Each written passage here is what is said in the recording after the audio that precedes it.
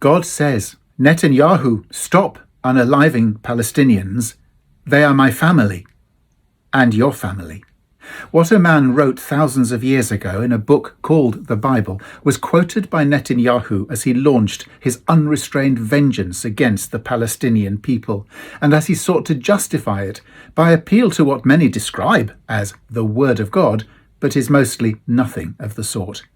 God never supports vengeance, never condones the unaliving of civilians and children, never sanctions the oppression of a people over decades, never countenances the mass arrest and imprisonment of children, never agrees with the systematic and institutional dehumanizing and denigration of a person, a culture, a faith, and never wants to remove the legitimate human rights of those who have every right to a state and recognition and peace. God is appalled at what Israel has done to the Palestinians for years, and in utter shock at what it has done now in Gaza. The slaughter and suffering of the innocent, the razing to the ground of whole communities and neighbourhoods, the needless destruction, the displacement of millions, and the starvation, disease and grief visited upon civilians.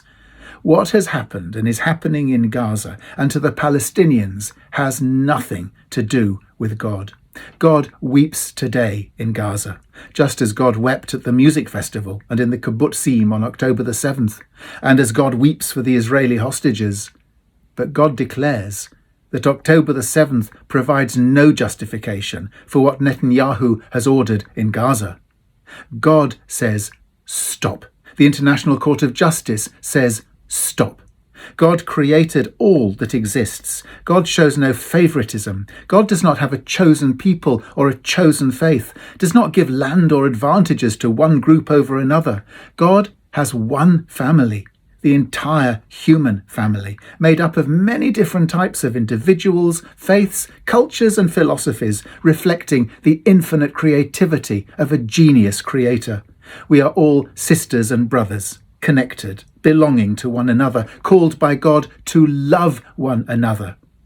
God says, Netanyahu, your politics, your views, your approach, and the consequences of your actions are heinous in my sight. Stop unaliving Palestinians. They are my family, your family, and the family of everyone on earth.